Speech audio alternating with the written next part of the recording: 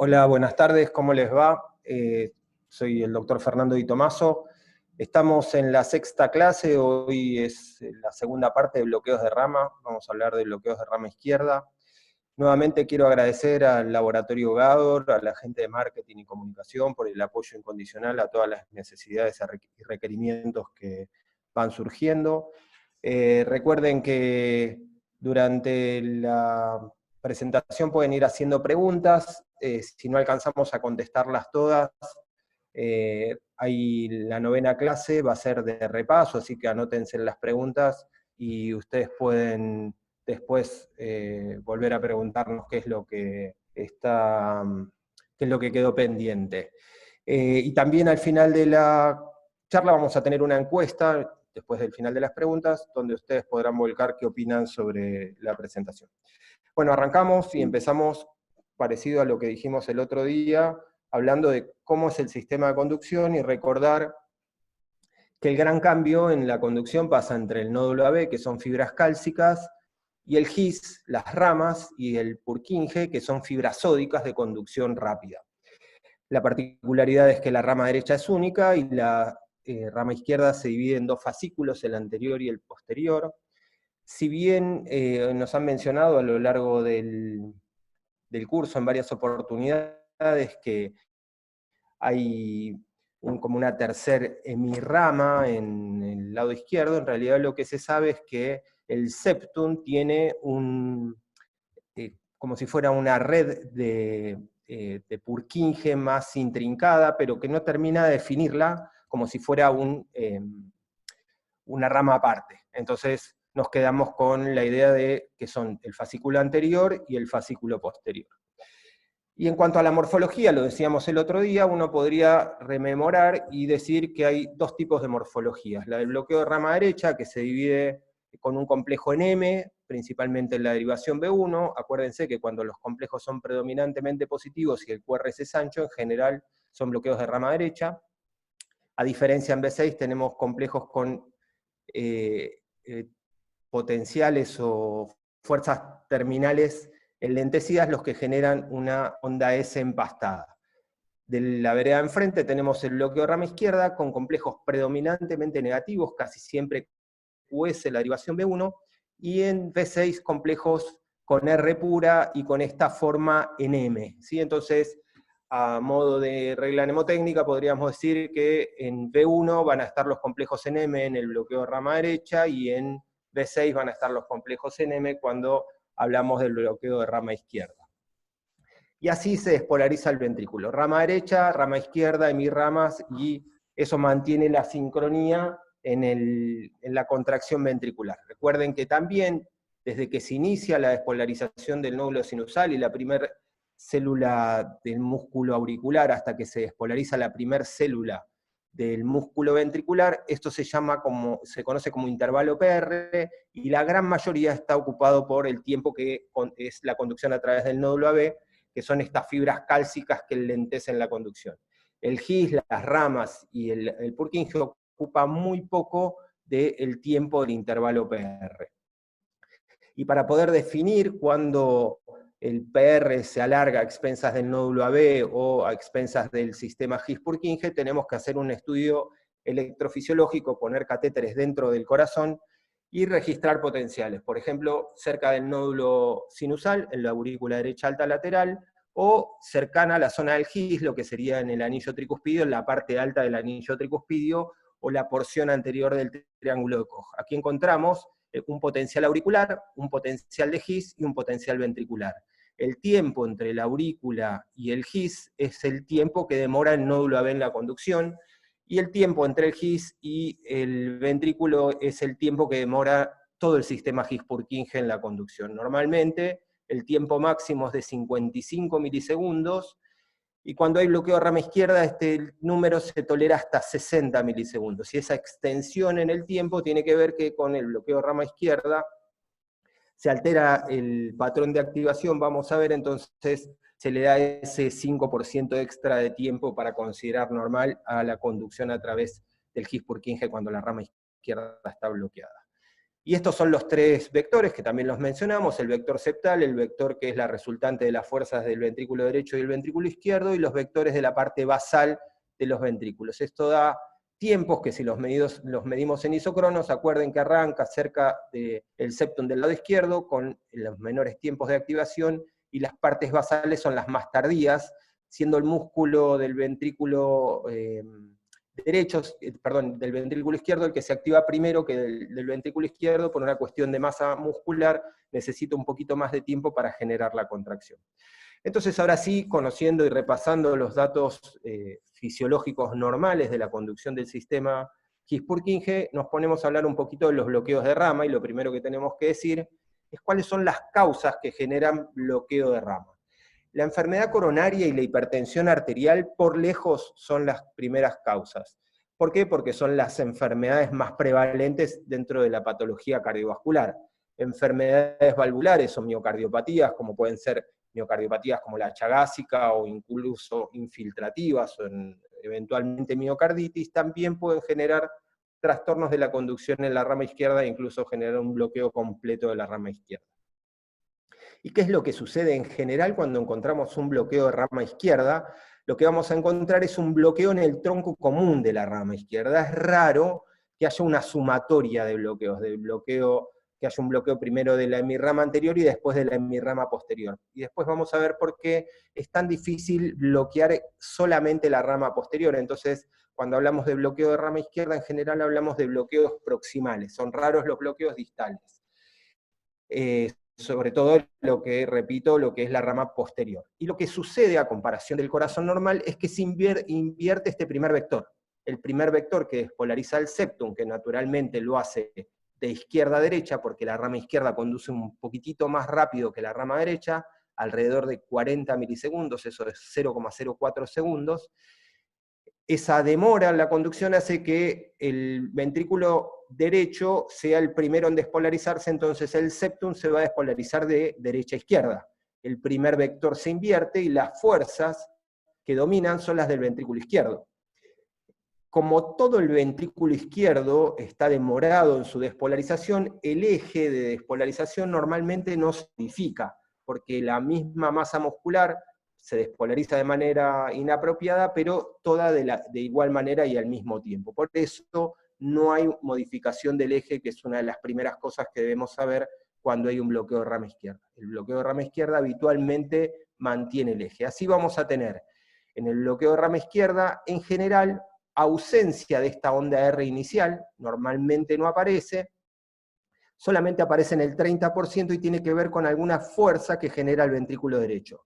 En general son potenciales tipo QS en la derivación B1. En cambio, en B6 vamos a tener estos complejos en M que les mencionaba anteriormente, que tiene que ver con la sumatoria del primer vector septal, del segundo vector del ventrículo derecho y del segundo vector del ventrículo y del tercer vector del ventrículo izquierdo bloqueado. Eso es lo que genera estos complejos en M en general en la derivación B6. Esto mismo que decíamos recién, en la predominancia en las fuerzas que se dirigen hacia B6, por eso ese tipo de electrograma o de registro de QRS con manifestación tipo M.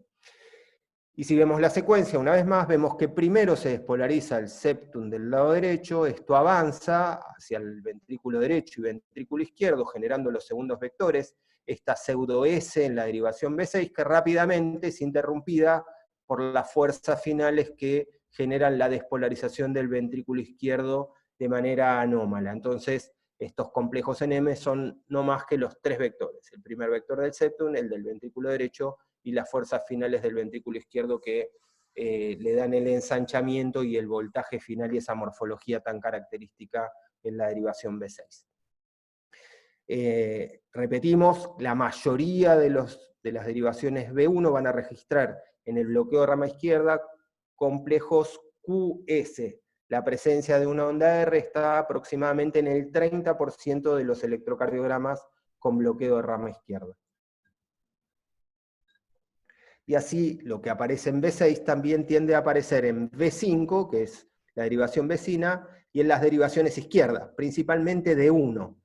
¿Por qué ABL no se parece tanto a D1, B5, B6? Porque como el eje no está desviado hacia la izquierda, sino que en el bloqueo de rama izquierda puro el eje se mantiene, B6 lo ve casi perpendicular. Normalmente el eje está alrededor de D2, que serían más 60 grados, por lo cual la perpendicular, que es B6 normalmente, o lo ve isodifásica, o lo ve discretamente positivo, o lo ve discretamente negativo. Por eso ABL no tiene mucho peso a la hora de analizar el bloqueo de rama izquierda. Normalmente nos fijamos en D1, en B6 y en V1.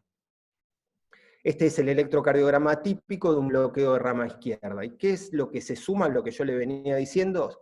La repolarización. La repolarización normalmente va a ser opuesta al vector bloqueado. La T va a ser negativa en la derivación B6 y positiva normalmente en la derivación V1. Lo mismo que en D1, la onda T también aparece negativa. ¿Y por qué pasa esto de la negatividad? Porque en realidad las fuerzas que despolarizan al ventrículo y que apuntan a la pared lateral del ventrículo izquierdo, cuando se repolarizan, avanzan en el mismo sentido, pero con la flecha apuntando al lado opuesto.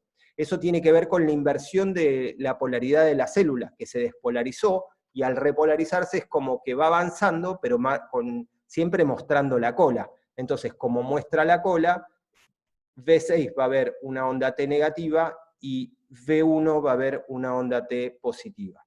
Recuerden, esto es igual que en el bloqueo de rama derecha. El sentido de la despolarización es el mismo que el de la repolarización, es el mismo que la despolarización, pero el vector va en sentido opuesto al que se despolariza. Entonces, ¿cuáles son los criterios clásicos que debemos memorizar para definir un electro como con bloqueo de rama izquierda? El primero es el ancho del QRS. El QRS, como mínimo, tiene que tener 0,12 segundos. Si no tiene 3 cuadraditos del electrocardiograma, perdón, 3 cuadraditos chiquitos del electrocardiograma, no es bloqueo completo de rama izquierda o bloqueo de alto grado. Ahora les voy a decir por qué la diferencia semántica. Después en B1, lo que les decía, generalmente QS, en ocasiones complejos RS con una R inicial muy chiquitita. En la derivación B6 vamos a tener complejos con predominantemente onda R, con morfología tipo M, y habitualmente esto se reproduce también en la derivación de 1. En ABR aparecen complejos QS. ¿Por qué complejos QS? Porque el vector de la despolarización del ventrículo izquierdo está opuesto a ABR, por eso la va a ver predominantemente como QS. A diferencia que en el bloqueo de rama derecha, las fuerzas finales del bloqueo de rama derecha que apuntan a la derecha van a generar complejos en ABR tipo QR. Esa es la gran diferencia entre el bloqueo de rama derecha y el bloqueo de rama izquierda en relación a ABR. Si bien no es una derivación que uno busque inicialmente para hacer el diagnóstico, tener esa noción de la despolarización final de ABR nos va a decir qué tan afectada puede estar la rama derecha acompañando algún daño previo que haya de la rama izquierda. Después pueden aparecer muescas, y estas muescas tienen que ver con ese salto de vectores. Se despolariza el septum, se despolariza una parte del ventrículo derecho, y rápidamente ganan las fuerzas del ventrículo izquierdo. Por eso las muescas aparecen en casi todas las derivaciones, serán negativas en B1 y B2, positivas en B5, B6, D1 y ABL. Y finalmente, recordar que la onda T es opuesta al vector bloqueado, a la fuerza principal del QRS. Entonces, a modo de resumen, volvemos a decirlo, vector de despolarización del ventrículo izquierdo en general apuntando hacia B6, por eso estos complejos altos con morfología en M. Y un electro con un bloqueo de rama izquierda no siempre es igual. ¿Por qué pasa esto? Porque en realidad el bloqueo de rama izquierda no solamente habla de enfermedad en el sistema de conducción, muchas veces también habla de enfermedad en el músculo cardíaco. Entonces, el ancho del QRS va a ser el principal indicador en relación a qué tan enfermo está el corazón. Nosotros sabemos que si un QRS está muy cercano a los 0,12 segundos, es decir, 3 cuadraditos chiquititos, es probable que ese corazón solamente tenga un daño incipiente. La hipertensión arterial, que muchas veces produce bloqueo de rama izquierda, las primeras manifestaciones van a ser hipertrofia, y esa hipertrofia no genera un daño tan importante. Por eso el bloqueo de rama izquierda en general tiene QRS no tan anchos, alrededor de 0,12. Pero, por ejemplo, una miocardiopatía dilatada en fase terminal con un bloqueo de rama izquierda, vamos a ver complejos muy anchos que en muchas ocasiones superan los 0,16 segundos. Eso realmente es patológico y nos habla de antemano de un corazón muy enfermo. Recuerden lo que les mencionaba el otro día, cuando uno a priori quiere pensar si un QRS es ancho o angosto, dentro de ese QRS, si se ve papel debajo, es porque ese QRS probablemente sea ancho, habrá que medir en detalle para saber si llega a los 0,12 o no. Cuando el QRS es angosto, en general no deja ver papel debajo del QRS. Y acá tenemos, por ejemplo, un bloqueo de rama izquierda, o al revés, 2 bloqueos de rama izquierda en pacientes con cardiopatía. Empecemos por el de la derecha y veamos cómo este, que tiene una miocardiopatía dilatada, tiene un QRS bien ancho. Fíjense que casi no hay progresión de R, lo que normalmente uno ve como, o pide para ver que es complejos en M en la derivación B6, probablemente esto aparezca en B7 o B8 y tiene que ver con todo el desplazamiento que tiene el ventrículo izquierdo hacia la izquierda y hacia atrás, pero sí aparece lo característico en D1. Esto tiene que ver y habla de dilatación ventricular principalmente. Y esto, que es una enfermedad que afecta tanto al ventrículo derecho como al ventrículo izquierdo en muchas ocasiones, fíjense que va a tener una característica diferencial, son bastante parecidos los electrocardiogramas, pero tiene una característica diferencial que yo se las mencioné antes, que es ABR. ABR tiene fuerzas terminales positivas cuando hay enfermedad del ventrículo derecho, que es característico en las enfermedades pulmonares obstructivas crónicas. En cambio, no existe esto cuando hay una afectación solamente del ventrículo izquierdo y el ventrículo derecho se mantiene indemne. Como mencionábamos con el bloqueo completo, con el bloqueo de rama derecha, perdón, el bloqueo de rama izquierda también tiene distintas manifestaciones. Normalmente uno define el bloqueo incompleto de rama izquierda cuando solamente se altera el primer vector. El bloqueo incompleto de rama izquierda no ensancha el QRS, solamente al enlentecerse la conducción en la rama izquierda, es un bloqueo parcial en la rama izquierda, la despolarización del septum es parcial con estas fuerzas generadas del lado izquierdo, y avanzan primero las fuerzas del lado derecho. Por eso se pierde la onda Q, que es normal, en la derivación B6. Y si uno tuviera que hacer solamente el análisis de un bloqueo incompleto de rama izquierda, vería que B6 es el único elemento que nos va a hacer diagnóstico. Si este bloqueo incompleto es de un grado un poco más avanzado, lo que vamos a ver es que el QRS se va ensanchando un poquito más, pero nunca llega a los 0,12 segundos. También es correcto decir, al bloqueo incompleto de rama izquierda, es correcto decirle bloqueo de rama izquierda de primer grado. Eso se encargó de mencionarlo Vallés. Yo les mencioné que Vallés de Luna, no hace tanto tiempo, alrededor del año 90, dividió a los bloqueos de rama, tanto derecho como izquierdo, en primer grado, segundo grado y tercer grado. Aquí vemos un electro con un bloqueo incompleto de rama izquierda de primer grado, y lo que se destaca de este electrocardiograma es la ausencia de onda Q en la derivación B6 y B1. Esa ausencia de onda Q tiene que ver con la ausencia del primer vector, que se forma por la despolarización del septum del lado izquierdo al lado derecho.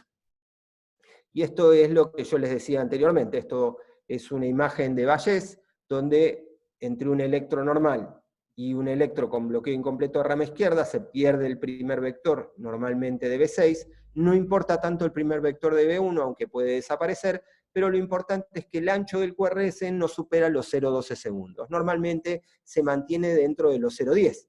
A medida que progresa esta enfermedad, va a terminar con un bloqueo de rama izquierda de tercer grado, o completo de rama izquierda, bloqueo completo de rama izquierda, donde el QRS supera los 0,12 segundos. Un fenómeno semántico, una descripción semántica que nos parece más correcta a la hora de describir los bloqueos de rama, tanto de rama derecha como de rama izquierda, es hablar de bloqueos de rama de alto grado o de bajo grado. ¿Por qué?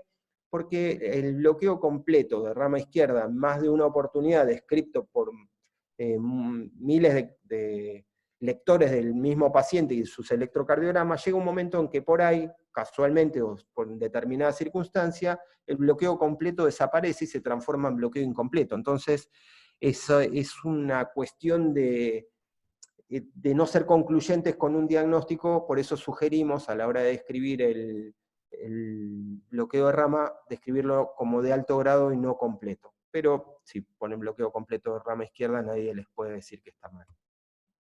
Y esto sería un bloqueo de rama izquierda de segundo grado, igual que en los bloqueos de rama derecha de segundo grado, es la alternancia entre el bloqueo incompleto de primer grado de rama derecha y el bloqueo completo o de tercer grado de rama derecha. Esto es también descrito por Vallés, es un hallazgo, y cuando uno encuentra esto lo podría definir como bloqueo de rama izquierda de segundo grado. ¿Cuáles son los diagnósticos diferenciales que nosotros tenemos que hacer con el bloqueo de rama izquierda? Hay 4 que son los más frecuentes de ver. Vamos a empezar por la derecha y vamos a decir que en realidad el bloqueo de rama izquierda impide el diagnóstico de hipertrofia ventricular izquierda. Pero ¿qué particularidad tiene? Que el bloqueo de rama izquierda tiene una demora en la deflexión intrínsecoide. La deflexión intrínsecoide, si ustedes se acuerdan, es desde el inicio del QRS hasta la parte más alta del QRS. Entonces, cuando nosotros tenemos la deflexión intrínsecoide demorada, normalmente pensábamos en una hipertrofia ventricular izquierda. En el caso del bloqueo de rama izquierda, eso es una característica propia del bloqueo y no define hipertrofia ventricular. Por otro lado, ocasionalmente, las taquicardias ventriculares originadas del ventrículo derecho tienen morfología de bloqueo de rama izquierda, y si las taquicardias son lentas, que no es tan infrecuente de ver taquicardias a 130, 120, 140 latidos por minuto, uno muchas veces las puede confundir con bloqueo de rama izquierda.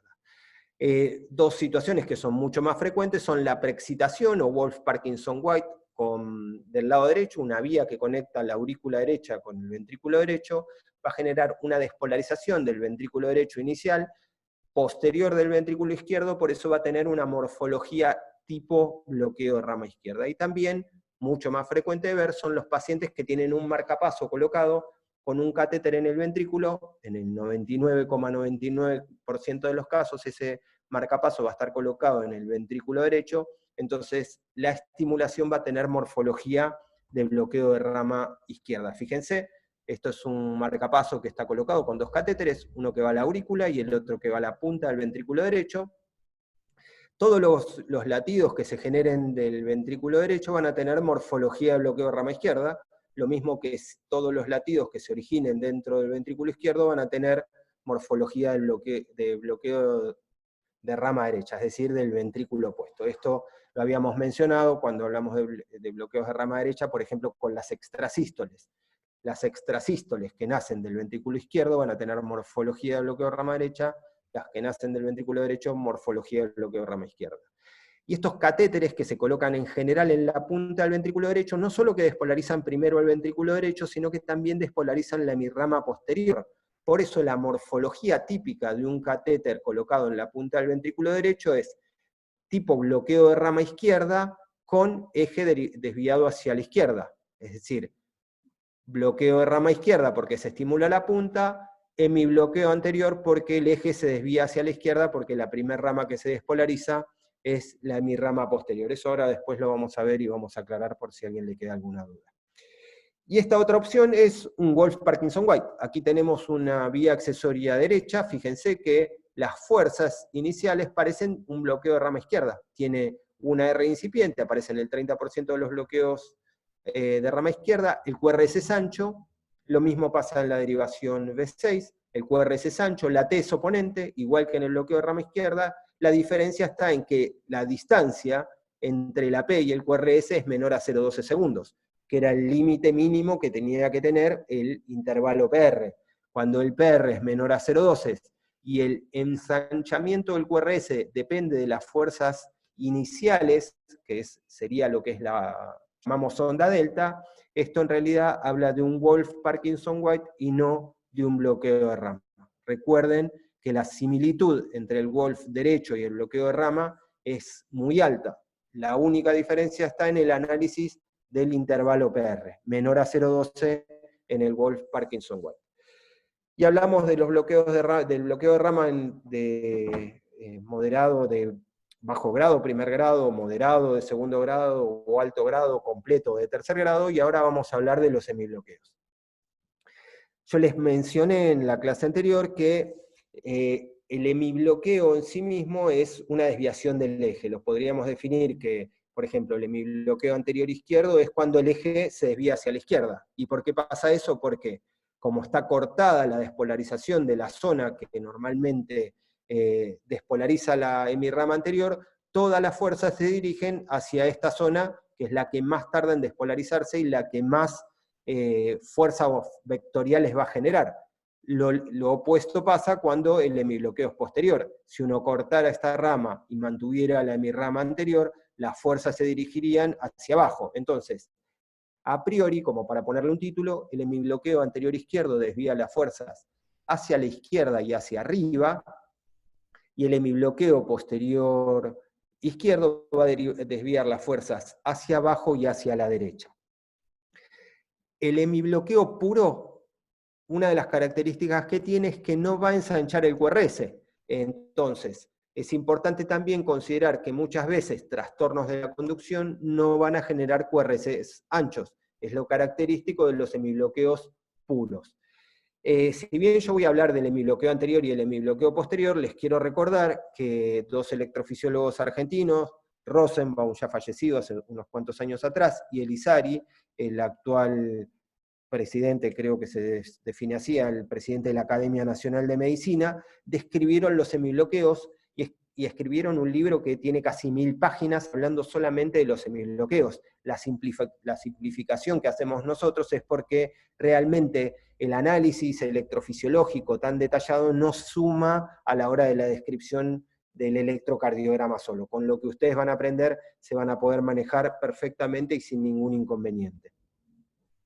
Y lo que decíamos recién, al desaparecer la despolarización normal del territorio que despolariza, valga la redundancia, la hemirrama anterior, las fuerzas se dirigen hacia arriba y hacia la izquierda. Eso lo que va a generar es, como se orienta hacia arriba, los vectores de máxima despolarización positiva van a ser de 1 y ABL, y la cara inferior los va a ver negativos.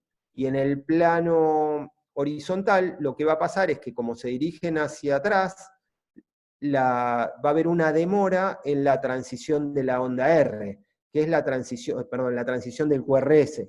¿Qué es la transición del QRS? Es cuando en las precordiales los QRS pasan de ser predominantemente positivos a ser de ser predominantemente negativos a ser predominantemente positivos. Eso normalmente pasa entre B2 y B3. Cuando hay un hemibloqueo anterior izquierdo, las fuerzas se dirigen hacia atrás y hacia la izquierda, por eso la transición normalmente aparece entre B4 y B5.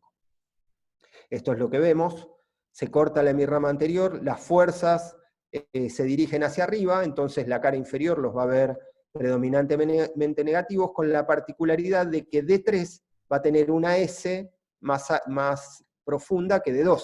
¿Por qué? Porque normalmente el eje se dirige bien opuesto a lo que es la derivación D3. Por eso la S de D3 es mayor que la S de D2. Y estas son las características típicas de un hemibloqueo anterior izquierdo. Lo primero es el eje. Por definición, el eje del hemibloqueo anterior izquierdo tiene que estar en menos 45 grados. Menos 45 grados sería entre ABL y la parte negativa de D3. ¿Sí? Normalmente uno considera el hemibloqueo cuando llega a los menos 30 grados, es decir, cuando se ubica, cuando uno hace el análisis del triángulo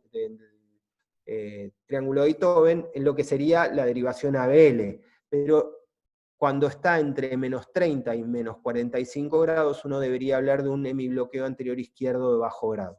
Recién cuando llega a 45 grados, hablamos de un hemibloqueo real anterior izquierdo.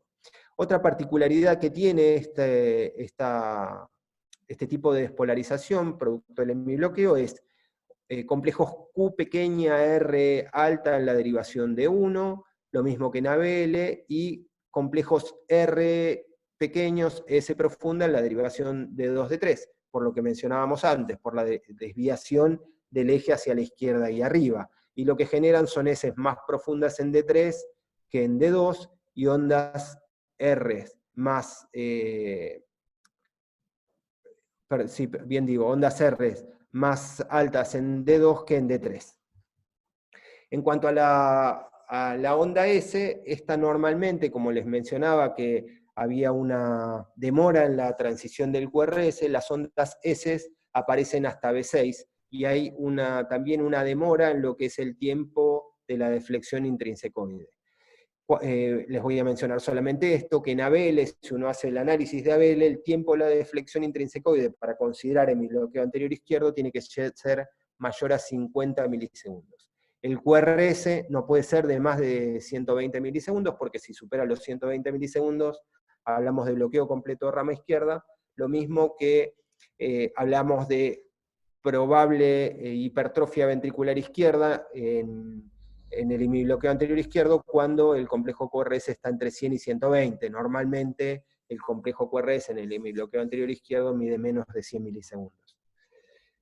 Este es el electrotípico de un hemibloqueo anterior izquierdo puro. Fíjense que el QRS es angostito, la onda S es más profunda en D3 que en D2, la onda R es más alta en D2 que D3, lo mismo que en ABL y D1, la onda R normalmente es más alta en ABL que en D1. Y hay una demora en la transición del QRS, de pasarse de ser predominantemente negativo a predominantemente positivo, con persistencias de ondas S hasta B6.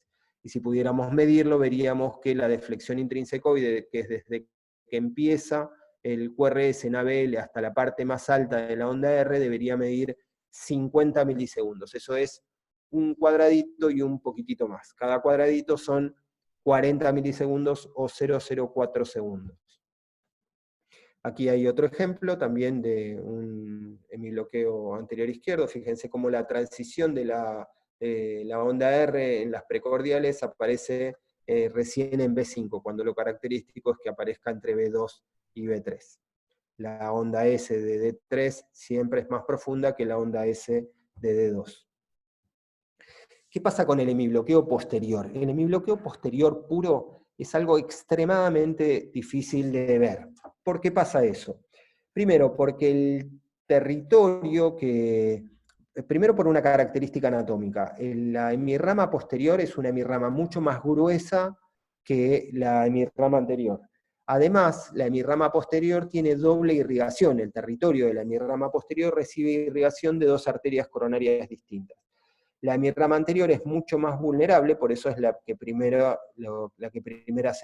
se afecta, por ejemplo, por el estiramiento secundario a la hipertrofia característico de la hipertensión arterial. Además de eso, la particularidad que tiene el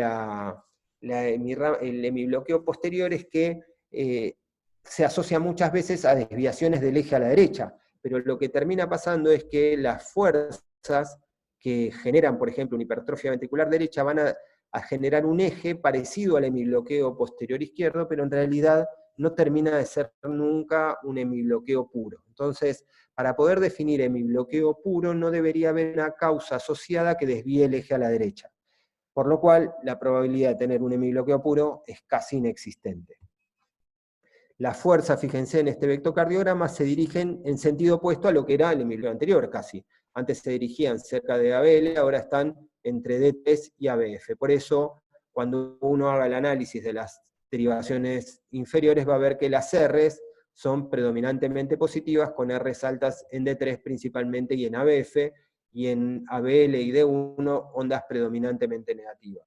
Y en relación a lo que son las precordiales y el análisis en el plano horizontal, vemos que la transición de R se mantiene, no se modifica demasiado, pero sí pueden aparecer ondas S también, como veíamos en el hemibloqueo anterior, que siguen y persisten hasta B6.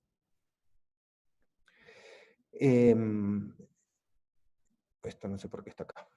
Bueno, esto es un hemibloqueo posterior izquierdo, lo mismo que decíamos antes, ondas R altas en D3 y D2, más altas en D3 que en D2, y ondas S profundas en D1 y ABL, más profundas en ABL que en D1, perdón. Estas son las características electrocardiográficas típicas de un hemibloqueo posterior izquierdo. Fíjense, el eje tiene que estar entre más 90 y más 140 grados. Normalmente esto es una desviación muy a la derecha y se asocia en general a bloqueo de rama derecha. ¿Sí? Es característico ver cuando uno tiene desviaciones del eje tan a la derecha, esto que mencionábamos anteriormente, en la derivación ABR, fuerzas terminales que son positivas, ondas R positivas, anchas y empastadas, que es característico de los trastornos de conducción de la rama derecha. En la derivación de 1 y ABL van a aparecer complejos RS o RS chiquita con complejos QRs, predominantemente Rs positivas en D2, D3 y ABF. En la derivación de 2, D3 y ABF, en la parte media del complejo QRS puede haber empastamientos, y eso se ve sobre todo cuando son grados avanzados de hemibloqueo posterior izquierdo. En la derivación ABF y B6, lo que vamos a hacer es el análisis parecido a lo que hacíamos en ABL con el hemibloqueo anterior izquierdo. Cuando el tiempo de la deflexión intrínsecoide es mayor a 50 milisegundos en ABF o B6, hablamos de hemibloqueo posterior. Y en ABL, este tiempo de la deflexión intrínsecoides tiene que ser menor a 50 milisegundos. El ancho del QRS siempre es menor a 120 milisegundos, y cuando se acerca el ancho del QRS a los 120 milisegundos, igual que con el hemibloqueo anterior izquierdo, probablemente estemos ante un caso de hipertrofia ventricular izquierda. Yo les mencionaba, y quiero hacer un poquito marcha atrás para hablarles del bloqueo rama izquierda y la hipertrofia ventricular. Yo les aclaré que cuando uno tiene un bloqueo rama izquierda, no puede hacer diagnóstico de hipertrofia ventricular, de hipertrofia ventricular izquierda. Por lo tanto, uno debe buscar análisis como colaterales o ayudarse de otros elementos. Y el análisis de la onda P es lo que más nos va a ayudar a ver si hay un crecimiento o sobrecarga de la aurícula izquierda. Probablemente, pero muy probablemente, eso esté acompañado de un crecimiento o una sobrecarga del ventrículo izquierdo. Entonces, nunca se olviden de hacer el análisis de la onda P, por más que lo que más les llame la atención es el ancho del QRS, por ejemplo, en un bloqueo de rama izquierda. Este es un electrotípico de un bloqueo de rama izquierda, el eje desviado bien a la derecha. Fíjense que D1 es negativo, en general es menos negativo que en ABL. Persisten, igual que en el hemibloqueo anterior, ondas S hasta B6. Si vamos a analizar la flexión intrínsecoide, la vamos a analizar en ABF, que tiene que ser mayor a 50 milisegundos. Les quiero contar un detalle, en realidad les puede llegar a tocar, es excepcional el caso, que encuentren un hemibloqueo posterior puro. Por ejemplo, hay algunas arritmias ventriculares, taquicardias ventriculares en corazón sano, que nacen del fascículo posterior. A nosotros nos ha tocado hacer ablaciones de taquicardia ventricular que nacen del fascículo posterior. Y el tratamiento es un bloqueo iatrogénico de la hemirrama posterior. Es decir, nosotros ponemos un catéter adentro del ventrículo izquierdo, buscamos la hemirrama posterior en todo lo largo de la hemirrama posterior, y vamos generando radiofrecuencia, dañando esa hemirrama. El daño de esa hemirrama, obviamente, que le va a generar un trastorno de la conducción local, pero lo que va a pasar es que ese paciente, que tenía episodios de taquicardia ventricular, en general los pacientes sanos tienen taquicardias ventriculares rápidas, que muchas veces son refractarias al tratamiento farmacológico, este paciente, pese a quedar con un hemibloqueo posterior, lo que le pasó es que quedó curado de su taquicardia ventricular, por lo cual puede hacer una vida normal. habrá que ver y evaluar qué es lo que pasa con el paso de los años. Si no tiene ningún trastorno en la hemirrama anterior, probablemente quede con su hemibloqueo posterior durante toda su vida. Bueno, seguimos un poquito más, y lo que nos queda por hablar son los bloqueos bifasciculares, que esto es tan característico y que los mencionamos también en la clase 1 de bloqueos de rama. ¿Por qué? Porque en nuestro medio es altamente frecuente encontrar pacientes que tengan bloqueo de rama derecha, es decir, un daño, un trastorno en la conducción en la rama derecha, asociado a un hemibloqueo anterior. Y esto es característico de ¿qué? De la enfermedad de Chagas. El Chagas, por el tipo de daño que genera dentro del miocardio, que afecta más el miocardio y el epicardio, genera daños estructurales en el sistema His-Purkinje que afectan estas ramas. Por eso el electrocardiograma va a tener ese tipo de morfología. Es más raro de ver el bloqueo de rama derecha asociado al hemibloqueo posterior. En realidad, lo que encontramos es lo que yo les decía antes, son bloqueos de rama derecha asociados a crecimientos ventriculares derechos que lo que hacen es desviar el eje hacia la derecha. Entonces, lo lógico de decir en ese momento no es que es un bloqueo de rama derecha más un hemibloqueo posterior, sino que lo que deberíamos decir, para ser correctos, estrictamente correctos, es un bloqueo de rama derecha con eje de hemibloqueo posterior. ¿Por qué? Porque el daño a la hemirrama posterior solamente lo podemos evaluar si no hay una causa que desvíe el eje a la derecha. Eso ya lo mencionamos también anteriormente. Y este es un electro habitual y típico de cualquier paciente que ustedes puedan llegar a ver en consultorio con enfermedad de Chagas. Fíjense que vamos a encontrar complejos en M en la derivación B1, típico de un bloqueo de rama derecha, ondas S finales empastadas en B6, lo mismo que en D1, fuerzas terminales enlentecidas en la derivación BR, todo esto habla a favor de un bloqueo de rama derecha, el ancho del QRS, fíjense que hay bastante papel. Recuerden que para sacar el eje en el bloqueo de rama derecha, ya lo habíamos mencionado también en la clase anterior, hay que analizar los primeros 60 milisegundos, es decir, la primer parte del QRS, porque las fuerzas finales no son fuerzas que tengan que ver con el miocardio, con la masa muscular en sí mismo, sino con un trastorno en la conducción en la masa ventricular. Así que poco músculo puede generar un gran vector. Entonces, si hacemos el análisis de la primer parte solamente del complejo QRS, vamos a ver que esto es típico de un hemibloqueo anterior izquierdo, donde la onda S de D2 es menos profunda que la onda S de D3. ¿Sí? Esto es lo característico en el hemibloqueo anterior izquierdo. Lo que se pierde es esa transición de la R que vemos en la cara anterior. Por ejemplo, uno muchas veces se confunde una secuela de un infarto anterior porque no hay progresión de onda R, uno ve que hay complejos con R muy chiquititas de B1 a B4 y en realidad lo que el paciente tiene es un hemibloqueo anterior puro, pero bueno, en este caso se pierde porque el bloqueo de rama derecha altera todo lo que es la despolarización o la lectura de la despolarización en el plano horizontal.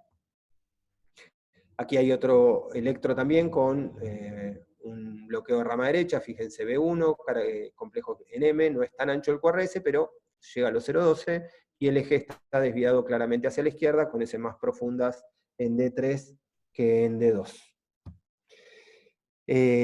Lo mismo pasa acá, en este caso tenemos un bloqueo de rama derecha asociado a lo que sería un hemibloqueo posterior, o desviación del eje tipo hemibloqueo posterior. Y tenemos complejos en M en V1 y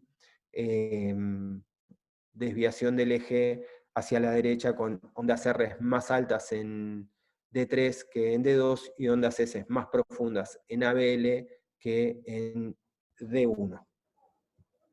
Aquí tenemos otro electro con un bloqueo de rama derecha, hemibloqueo o eje de hemibloqueo posterior. Y estos son los que podríamos llegar a definir como bloqueos trifasciculares.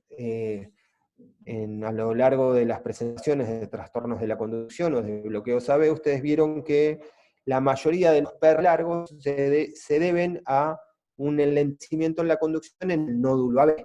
Estos son dos electros temporales, con secuencia temporal, el primero es el 25 de septiembre, el segundo es el 26 de septiembre, y aquí lo que vamos a ver, si ustedes me siguen, es que hay una falta de relación entre las ondas P y los complejos QRS. Por más que este PR parezca normal, en realidad no hay relación entre las ondas P y los complejos QRS. Si tuviéramos una línea o una tira continua, veríamos que esto es así. La falta de relación entre los complejos, entre las ondas P y los QRS nos habla de un bloqueo AB de alto grado. ¿Y por qué de alto grado y no bloqueo AB completo? Por lo mismo que hablábamos de los bloqueos de rama, porque puede ser que uno los defina hoy como completo y mañana no terminan de serlo, entonces estamos ante un problema semántico. Entonces lo correcto sería decir un bloqueo AB de alto grado. Y fíjense que tiene morfología de bloqueo de rama derecha, complejos en M en la cara, complejos en M en la derivación B1, y eje de mi bloqueo. Es decir, que la rama que escapa es la hemirrama posterior. ¿Por qué? Porque la morfología es bloqueo de rama derecha y mi bloqueo anterior izquierdo. No sé si eso se alcanza a entender. Y fíjense, en este caso, al día siguiente, acá dejó de ser un bloqueo AB completo. ¿Por qué? Porque pasó a ser un bloqueo AB de alto grado. En realidad es un bloqueo AB de segundo grado con conducción 3-1. Acá hay una onda P, probablemente dentro del QRS hay otra onda P, acá hay otra onda P, y cada 3 ondas P, una conduce. Esto es un bloqueo AB de alto grado, no un bloqueo completo. Y fíjense que cuando conduce con eje, bloqueo de rama derecha también, fíjense, complejos en M, pero el eje es de mi bloqueo posterior. Entonces, ¿qué quiere decir? Que cuando conduce por mi rama anterior, y cuando escapa de la hemirrama anterior, y acá está la hemirrama bloqueada. Esto se llama escape de la rama injuriada, porque en realidad el daño está sobre la hemirrama anterior, porque tiene bloqueo de rama, eje de mi bloqueo anterior izquierdo, pero cuando escapa con el eje opuesto, es decir, que escapa de la hemirrama anterior. Es medio complejo de entender, solamente para que sepan que este término existe, escape de la rama injuriada, la que previamente estaba bloqueada, después es la que genera el escape o la conducción. Y acá también tenemos otro bloqueo trifascicular, porque sumado al bloqueo de rama derecha y al hemibloqueo anterior, al hemibloqueo o al eje de hemibloqueo posterior tan característico y QRS tan ancho, estos PRs tan largos es difícil de interpretar como bloqueo AB de bloqueos nodales, ¿sí? Entonces, esto es típico de los bloqueos trifasciculares. Otra posibilidad que tienen las ramas de claudicar es en base a la frecuencia cardíaca. La rama puede estar relativamente indemne o con capacidad de conducción, y a veces cuando uno acelera la frecuencia cardíaca, o a veces cuando baja la frecuencia cardíaca, la rama aparece bloqueada. Fíjense en la tira de abajo, aquí fíjense un bloqueo de rama típico, aquí en V1 ven complejos tipo QS y en V6 complejos en M, pero uno cuando analiza la tira se fija que hay complejos anchos y que de golpe hay un complejo angosto. ¿Por qué aparece este complejo angosto? Porque en realidad a esta frecuencia cardíaca la rama izquierda no puede conducir, entonces aparece el bloqueo completo de rama izquierda, pero a esta frecuencia cardíaca, que es más lenta, la rama izquierda sí puede conducir, entonces el QRS es angosto. Y así pasa todo el tiempo, en la medida que se acelera un poquito la frecuencia cardíaca, la rama izquierda claudica y conducen con QRS ancho, y cuando baja la frecuencia vuelve a conducir la rama izquierda y aparece QRS angosto. Eso se llama bloqueos de rama taquicárdicos dependiente o en fase 3. ¿Y por qué en fase 3? Porque tiene que ver con la fase 3 del potencial de acción. Cuando uno acelera, lo que hace es despolarizar en esta fase, quedando la rama izquierda en esta fase refractaria y generando un bloqueo en la conducción de esa rama. Lo mismo puede pasar, pero del lado opuesto, es decir, cuando baja la frecuencia cardíaca. Fíjense que acá cuando se enlentece la conducción aparece el bloqueo de rama izquierda. Esto es un bloqueo en fase 4 o bradicárdico dependiente. Lo mismo aparece acá. Fíjense, en este caso el paciente tiene los dos tipos de bloqueo. En fase 3, a alta frecuencia aparece el bloqueo de rama izquierda, se enlentece un poco y aparece QRS angosto, se enlentece más y aparece nuevamente bloqueo de rama izquierda, es decir, es taquicárdico dependiente, fase 3, y bradicárdico dependiente, fase 4. Esta también es un término que se lo mencionamos en algún momento y que tiene que ver con las particularidades que tienen los bloqueos de rama, tanto el de rama izquierda como el de rama derecha, pero es mucho más notorio en el bloqueo de rama derecha. El nombre dice enmascarado estándar. Es un bloqueo de rama derecha enmascarado estándar. ¿Por qué es esto? Porque en realidad tiene un bloqueo de rama derecha. Morfología en M en V1 con ondas S empastadas en V6. Esto es característico del bloqueo de rama izquierda, pero si uno se fija en D1 y en ABL, parece un bloqueo de rama izquierda, es decir, bloqueo de rama derecha en las precordiales y bloqueo de rama izquierda en las derivaciones de los miembros. Esto es, el que domina es el de las precordiales, el que define el bloqueo de rama es el de las precordiales, por eso es bloqueo de rama derecha que se enmascara en las derivaciones de los miembros, enmascarado estándar. Aparte tiene eje de mi bloqueo anterior izquierdo. Entonces, aparte de cuando uno encuentra un paciente con un bloqueo de rama izquierda, y para no ser tan puramente electrocardiográficos, ¿qué debe pensar uno en un paciente que tiene un bloqueo de rama izquierda? En realidad lo que tenemos que pensar es que ese paciente tiene una patología debajo y que hay un montón de cuestiones que nosotros tenemos que saber. Por ejemplo, no le podemos pedir una ergometría. ¿Por qué? Porque el bloqueo de rama izquierda altera, no permite evaluar los trastornos en el ST. No podemos saber si tiene hipertrofia ventricular izquierda. Nos tenemos que recostar en lo que pasa con la aurícula. Tiene repercusión hemodinámica, porque ustedes van a ver ahora, yo les voy a mostrar que hay un trastorno en la contractilidad del septum que hace que haya un movimiento paradojal entre la pared lateral del ventrículo izquierdo y el septum, lo que deteriora la capacidad o la fracción de eyección del ventrículo izquierdo.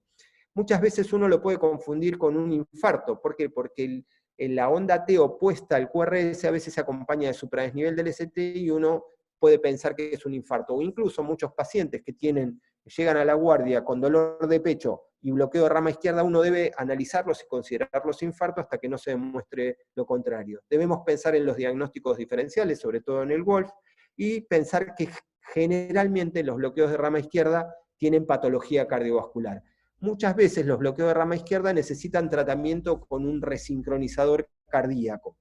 En realidad este resincronizador cardíaco, que ahora se los voy a mencionar, lo que va a hacer es tratar de mejorar los trastornos hemodinámicos y mejorar su cardiopatía. Estos cambios hemodinámicos generan una disincronía entre ambos ventrículos, principalmente en el ventrículo izquierdo, por el movimiento paradojal del septum, y si a esto asociamos una fibrilación auricular, vamos a tener un paciente que va a tener mayor deterioro hemodinámico. Entonces, muchos pacientes que tienen insuficiencia cardíaca y bloqueo de rama izquierda, la indicación es poner un resincronizador cardíaco. ¿Y qué es un resincronizador cardíaco? Es un marcapaso, nada más que en vez de tener dos catéteres, uno que vaya a la aurícula derecha y otro al ventrículo derecho, se coloca un tercer catéter que estimula el ventrículo izquierdo. ¿Y cómo se coloca ese catéter? A través de una estructura venosa que es el seno coronario. El seno coronario nace de la aurícula derecha y recorre el anillo tricuspidio, perdón, el anillo mitral, terminando alguna de sus ramas en la pared lateral del ventrículo izquierdo. Entonces uno lo que va a hacer es colocar un catéter acá, un catéter en el ventrículo derecho y hacer que se estimule de la pared lateral y del ventrículo derecho, entonces se recupera la función de fuelle que tiene naturalmente el ventrículo izquierdo. Si no, es como que se mueven de manera como si fuera paralela la pared lateral del ventrículo izquierdo y el septum, entonces pierde capacidad de contracción. Recuerden que la resincronización cardíaca está indicada solamente en los pacientes que tienen bloqueo de rama izquierda, y cuanto mayor grado de bloqueo tenga el paciente, en general mejor o mayor va a ser el beneficio. Y en un electrocardiograma lo que vamos a ver es esto: un paciente que en condiciones basales tiene un bloqueo de rama izquierda de alto grado, QRS es bien ancho, falta de progresión de DR, producto del crecimiento ventricular. Si uno estimulara desde ventrículo derecho, lo que vería es la misma morfología del bloqueo de rama izquierda, porque se estimula, acuérdense, del ventrículo derecho, el eje de mi bloqueo anterior, porque como se estimula desde la punta, la primera que se despolariza es mi rama posterior, entonces genera eje de mi bloqueo anterior, pero cuando uno estimula de ventrículo derecho más de ventrículo izquierdo, lo que va a hacer es resincronizar mecánicamente y eléctricamente el corazón, entonces va a lograr QRS angostos con características similares a los que si no tuviera trastorno de la conducción. Esta respuesta eléctrica que se obtiene en el electrocardiograma en su gran mayoría tiene una correlación hemodinámica y los pacientes mejoran mucho hemodinámicamente luego de la colocación de un resincronizador cardíaco. Obviamente que no es para todos los bloqueos de rama izquierda, pero recuerden que pacientes con deterioro de la función ventricular y bloqueo de rama izquierda puede haber una terapia alternativa que es la terapia de estimulación cardíaca. Nada más, muchas gracias. Veremos si hay preguntas para responder. Denme un segundo, que quiero salir del puntero láser.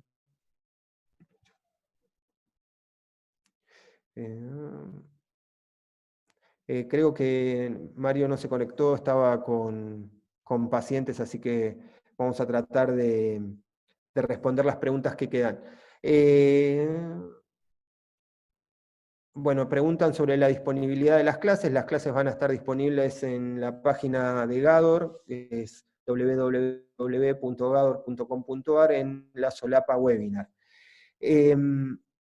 ¿Todos los bloqueos de Raman tienen T negativas? No, en realidad lo que tienen son T opuestas, porque en la derivación V1, en el bloqueo de rama izquierda, que es predominantemente negativo, el complejo QRS, la onda T va a ser positiva. Si donde hay una T, donde uno espera una T positiva, hay una T negativa, puede ser que haya un trastorno isquémico. Eso cuando veamos la clase de síndromes coronarios, vamos a ver algunas características que definen a los procesos agudos en el contexto de un bloqueo de rama izquierda. Algunos me preguntan acá, Sebastián, por qué muchas veces el QRS es mayor a 120 milisegundos y la T no es oponente. Hay algunos trastornos de la conducción, yo se los mencioné el otro día, que se definen como trastornos inespecíficos de la conducción. Esos trastornos inespecíficos de la conducción lo que generan es patrones que no son ni bloqueo de rama derecha ni bloqueo de rama izquierda. Entonces las modificaciones en la onda T van a ser muy particulares o muy propias del tipo de trastorno en la conducción que tiene, y eso muchas veces tiene que ver con procesos en parche, de daño en parche que se genera en el sistema His-Purkinje. Acá me preguntan qué significado clínico interpreto se le da al bloqueo que tiene que ver con el cambio de frecuencia, si es taquicárdico dependiente o bradicárdico dependiente. No se le da ningún valor en especial, lo mismo que si uno tiene un paciente en el consultorio y en un control previo tenía QRS angosto y en el siguiente tiene un bloqueo de rama izquierda, por ejemplo, no deberíamos darle ningún valor extra, excepto que el paciente venga asociado a dolor de pecho. En realidad lo que tenemos que evaluar es que si progresó un trastorno de la conducción es porque probablemente su miocardiopatía o su cardiopatía de base esté progresando, y si no la tenía es porque se está desencadenando. Entonces necesitamos tener no solamente un análisis de lo que es el trastorno de la conducción, sino de lo que son los fenómenos mecánicos que son secundarios a estos trastornos de la conducción. Me preguntan qué otras opciones de resincronización hay en el caso de que no se pueda colocar el catéter en el seno coronario. La opción es poner un catéter epicárdico cuando uno no puede poner el catéter en el seno coronario, que es bastante improbable de no poder colocar el catéter en el seno coronario, pero puede pasar. Se puede colocar el catéter de estimulación en ventrículo izquierdo por vía epicárdica. Se hace una toracotomía mínima, o lo que se hace muchas veces se tuneliza asociado a esta toracotomía para exponer el epicardio del ventrículo izquierdo a la pared lateral, y como que se atornilla ahí el electrodo que iría a ventrículo izquierdo.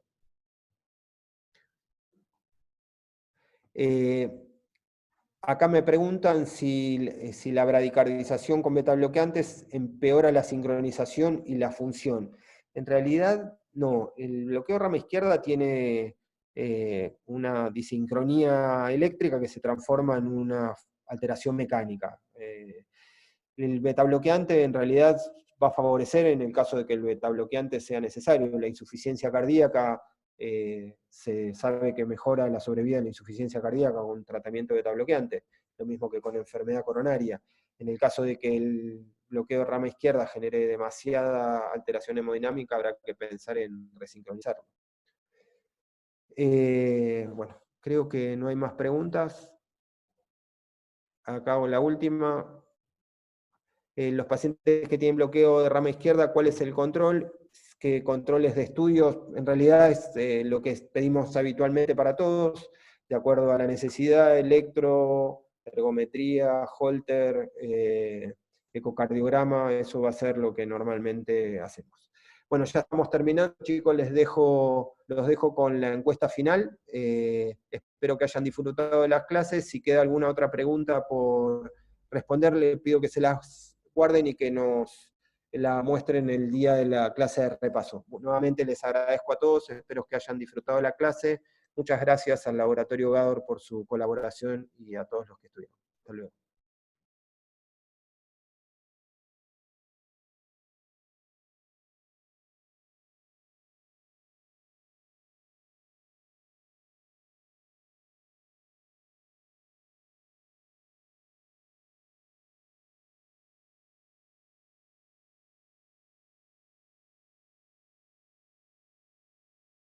Solo